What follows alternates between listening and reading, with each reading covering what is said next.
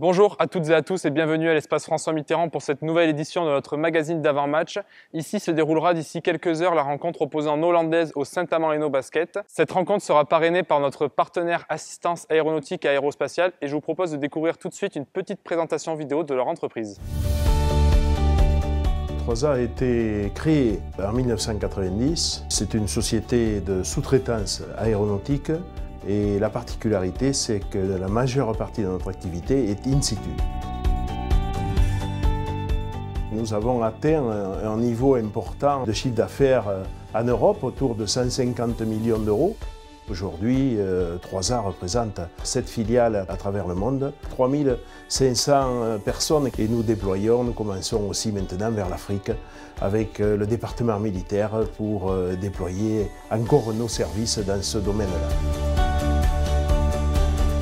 Notre caractéristique, c'est vraiment l'écoute client, la réactivité et la capacité de nos équipes à intervenir partout dans le monde. On est capable de leur proposer des solutions avec des équipes intégrées, pilotées, managées par nos responsables. Nous sommes reconnus pour ce niveau de compétence. C'est un des aspects importants et ce pourquoi les clients font appel à nous. Dans les grands axes que nous poursuivons avec 3A, nous avons cherché à proposer des solutions innovantes à nos clients. Donc ça passe évidemment par toutes les nouvelles technologies, digitalisation, usines du futur, sur lesquelles on propose de l'accompagnement, nous 3A avec nos équipes industrielles et également avec nos services d'innovation et de développement technologique. Mais on a également proposé aux clients de les accompagner sur toute leur chaîne de valeur. Et c'est pour ça que nous avons aussi développé la société mondialement avec des équipes locales que nous pouvons renforcer avec des experts également européens qui peuvent venir en appui. Je résume 3A, c'est réactivité, professionnalisme, organisation. Une nouvelle fois, merci à Gilles Chauby et ses équipes de soutenir notre club de Basketland. N'oubliez pas de jouer à notre grand jeu concours sur Facebook en partenariat avec la librairie Papeterie Lacoste à gagner un magnifique sac accompagné de sa trousse. Fin des participations à l'issue de la rencontre face au Saint-Amand-Hainaut. Arrivée dans les Landes à l'intersaison, Marine Foutoux n'avait malheureusement pas pu prendre part au début de la saison des Landaises faute d'une blessure au genou et avait dû attendre jusqu'à fin octobre pour pouvoir lancer sa saison. Une nouvelle blessure au genou l'éloigne des parquets et ce pour quelques semaines encore. Pour vous, nous avons suivi sa rééducation. Alors moi je vais bien, mon genou m'aime bien. Il s'est enflammé après la reprise et du coup on m'a remis à l'arrêt pour bien soigner ça. Avec la trêve en plus, c'est un petit bonus. C'est vrai que c'est dommage parce que j'étais sur une bonne lancée et même l'équipe, on était sur une série de victoires et d'avoir ressenti cette douleur, de devoir se arrêter, d'abandonner l'équipe encore une fois, ça a été dur à vivre, mais bon, c'est comme ça. On a vu que j'ai pas une fissure, parce que de base j'avais une fissure et là il n'y avait pas de fissure qui s'est rouverte.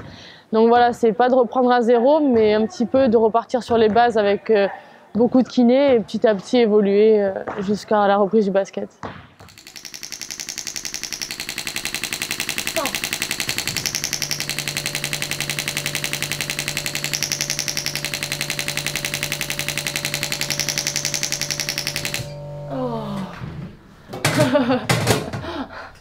C'est normal, on voit le tendon là. Tu m'as déclinqué. C'est pas humain, t'as vu ça?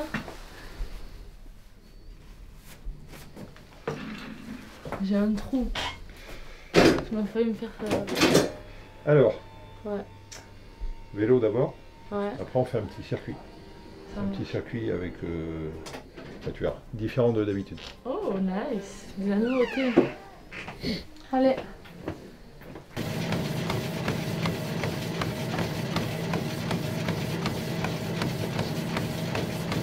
Bon, carrément, les deux, voilà. Essaye de faire le moins de bruit possible.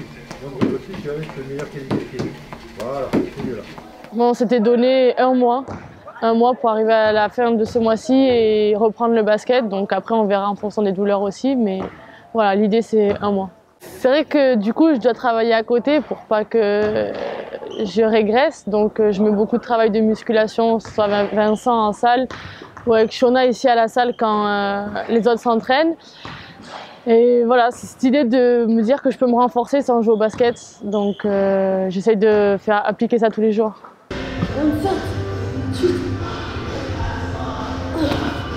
J'ai de la chance d'avoir ma famille juste à côté, donc ça me permet aussi de m'évader du contexte du club, d'être voilà, avec que les coéquipières. Donc c'est vrai que grâce à ça, j'arrive aussi à mettre le basket de côté et me dire que je loupe pas grand-chose aussi parce que je vis quand même des choses extérieures. Et après, forcément, j'ai quelques petits projets en tête. Voilà. C'est vrai, tu as des projets? J'ai un projet qui arrive. Bon, je lance un peu le truc, mais avec Antoine et Kendra, on prépare un petit documentaire. Je peux pas en dire plus, mais Super. Ça peut être sympa. Merci Marie. Merci. Basketland Saint-Amand-Hainaut, une rencontre ô combien importante pour le classement de la Ligue féminine de basket. Pour nous, notre consultant Florian Lafargue a accepté de nous livrer son analyse du match. Écoutez. Tout à fait, et comme vous pouvez le voir à l'image, Basketland est actuellement 6e, mais il faut bien prendre en compte qu'il y a un match en retard, le match qui ne s'est pas joué samedi dernier du côté de Bourges, qui a été reporté à début décembre. Donc on peut imaginer que Basketland rentrerait dans le top 5 avec ce match en supplément. Et l'adversaire du soir, Saint-Amand-Hainaut, qui ferme la marche, qui est actuellement dernier au classement avec une seule victoire et 4 défaites, mais à nuancer parce que c'est des défaites par des petits écarts. L'équipe de Saint-Amand-Hainaut qui a battu Landerneau, mais qui reste sur 2 défaites, avec une défaite face à Charleville en terre ardennaise, et surtout la dernière rencontre face à Villeneuve d'Ascq, une défaite 63-60 dans un match très serré, avec un score de parité à la mi-temps, à la fin du 3e, et l'écart qui s'est fait juste à la fin. Et Basketland qui va vouloir se racheter de sa dernière prestation face à Lyon, ici même, devant son public, repartir du bon pied. Et quand on voit la prestation de mercredi soir face à Gdynia en Coupe d'Europe, ici même sur le parquet de Mitterrand, on peut imaginer que tous les voyants sont ouverts pour les joueuses de Julie Barène. C'est une joueuse qui est arrivée un peu sur la pointe des pieds, que pas grand monde ne connaissait, vu qu'à l'arrivée de championnat entre guillemets 10 mineurs, elle était au Porto Rico. Il faut se rappeler qu'il y a 3 ans, elle jouait en National 1 ici du côté du pays Rochelais, qui a connu une très très belle progression. Et hormis ce premier match, je dirais, où ça a été compliqué du côté de Skio pour l'ensemble de l'équipe, elle est montée en puissance et dans un style vraiment que le public landais aime, à savoir, je dirais, une joueuse de l'ombre. À se battre sur tous les ballons, être présente au rebond, défendre, dissuader. Et elle a parfaitement réussi. Et je me souviens de sa prestation du côté de Montpellier, dans la victoire de Basketland, où elle termine seulement entre guillemets à 8 points, mais elle prend 13 rebonds. Et les 2 matchs de Coupe d'Europe ici même, sur le parquet de Mitterrand, où on avait l'impression de voir 10 Agenba sur le terrain. Elle était partout, voilà, en défense, au rebond. Et c'est ce qui a plu aussi au public. Et nul doute que le public demain soir ce samedi, à l'issue du match, saura la remercier et lui rendre hommage par rapport à tout ce qu'elle a apporté au club de Basketland pendant ces 5 semaines présentes ici. Arrivant à la fin de ce premier bloc de cette saison 2021-2022, Marie-Laure Lafargue, présidente directrice générale de Basketland, a accepté pour nous de faire un point sur la situation sportive et économique du club. Bonjour Marie-Laure, merci d'accepter ma demande d'interview. Et j'ai de suite une première question qui me vient en tête. Qu'est-ce que ça fait de voir l'Euroleague à l'espace François Mitterrand ? J'ai le droit d'être trivial, je vais le faire, je vais le décider. C'est le pied. C'est juste le pied, pour plein de raisons. Comme chacun sait, 1 an et demi ou quasiment sans voir grand monde ou vivre pour 2 matchs l'année dernière sous le stress d'une fermeture, c'était vraiment pas la vraie vie. Et là, tout d'un coup, on rallume la lumière sur des matchs de basket incroyables. Donc évidemment, c'est le pied. Avec 6 victoires pour 3 défaites à l'heure actuelle, avec de belles victoires, est-ce qu'il y a de la satisfaction par rapport à ces résultats obtenus ? Il y a évidemment une grande satisfaction pour plusieurs raisons. D'abord, gagner 2 matchs en Euroleague, même 3 maintenant, puisque j'ai déjà oublié qu'on avait gagné mercredi. On nous aurait dit ça en début de saison, ou même le 15 mai, quand on s'est qualifié pour cette Euroleague à Bourges et qu'on s'est tout d'un coup regardé en se disant « Oh là là, on va jouer l'Euroleague », on pensait peut-être finir Fanny. Donc évidemment, les gagner, c'est juste incroyable. En gagner autant de manière générale, et dans le contexte de notre reprise, c'est plus qu'inespéré aussi. Je l'ai dit l'autre jour, j'aime pas faire ma guirou, mais objectivement, quand les ennuis de santé se sont un peu accumulés, on s'était préparé à des choses un peu plus compliquées parce que la prépa avait été courte, qu'on n'était pas certain que ce groupe profondément renouvelé serait prêt à affronter ces aléas-là aussitôt. Et c'est pas le match des champions à Paris qui avait été pour nous rassurer parce qu'on avait bien senti qu'on n'était encore pas prêt. Donc évidemment, c'est une grande satisfaction et ça ne sera que plus vrai si demain on bat Hainaut, qui fait partie par contre de ces matchs qu'on a clairement fixés comme des objectifs dans ce premier bloc et sur lequel ça serait une vraie contre-performance d'échouer. Le public est enfin de retour à l'espace François Mitterrand après quasiment un an d'arrêt. Est-ce que ça fait du bien aussi de revoir toutes ces têtes connues du visage du basket landais? C'est un pied là aussi total pour plein de raisons. Moi j'adore me mettre là le samedi matin ou à d'autres moments. J'ai fait le pass sanitaire 2-3 fois parce que c'est génial de se retrouver là, à retrouver des visages, globalement avec des gens plutôt en bonne santé d'ailleurs, parce qu'on aurait pu aussi avoir ce drame humain de ne pas retrouver tous ceux qui étaient là avant que tout ça commence. Donc c'est une vraie joie de les retrouver en bonne santé, c'est une vraie joie de les retrouver à la salle. C'est une vraie joie de leur offrir cet événement qui est l'Euroleague, parce qu'on le sait, on est dans un département qui aime le basket et qui sait apprécier la qualité de ces moments. Je trouve que la saveur de ces mercredis soirs d'Euroleague est exceptionnelle, parce qu'on y voit ce qui peut se faire de mieux en termes de basket, mais en plus on y entend un public qui sait apprécier ces moments-là, la qualité de nos victoires, mais aussi la qualité du basket qui s'y déroule. Donc tout le monde est là, tu es bien placé pour savoir que notre nombre d'abonnés a augmenté, donc ça veut dire aussi qu'on a su séduire, malgré le confinement, de nouveaux supporters, et c'est très bien. Et puis je crois que c'est bien comme ça. On est à peu près 1500 abonnés, 2 guichets fermés en 4 rencontres. Est-ce qu'on est dans les temps de passage qu'on s'était fixés entre dirigeants? Oui, bien sûr, on est forcément dans les temps de passage. Le premier temps de passage, c'était d'être certain qu'on retrouverait après tout ça, notre public d'avant. Moi, j'avais fait part au printemps de mes inquiétudes par rapport à ça, parce que comme dans d'autres secteurs, on pouvait craindre que les gens aient pris l'habitude de faire autre chose.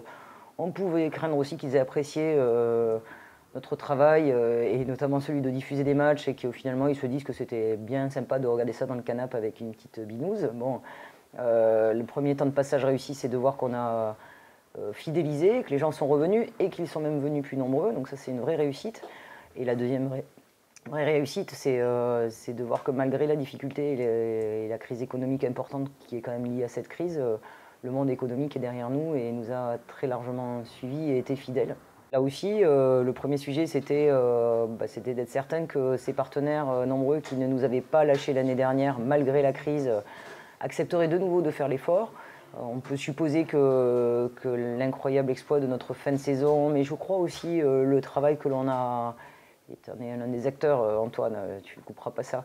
Le travail qu'on a fait pour garder le lien pendant le confinement l'année dernière a été reconnu à sa juste valeur, ce qui a permis à ces partenaires-là de maintenir leurs engagements l'année dernière et de surcroît de venir nous accompagner encore plus nombreux, les uns nous accompagnant sur cet objectif d'Euroleague qui exigeait un petit palier supplémentaire, mais d'autres nous rejoignant, séduits par cet esprit-là.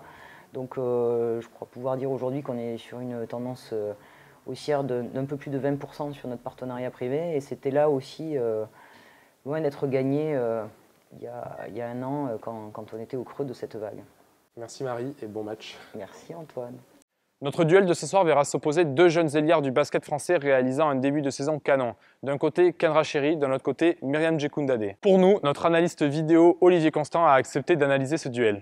Ouais, donc Myriam, c'est une poste 3-4 à Saint-Amand, qui est une très bonne joueuse de 1 contre 1, dans le registre extérieur notamment. Elle fait aussi du post-up là-bas, quelqu'un qui est capable de déborder et de gagner des duels avec beaucoup de régularité depuis le début d'année là.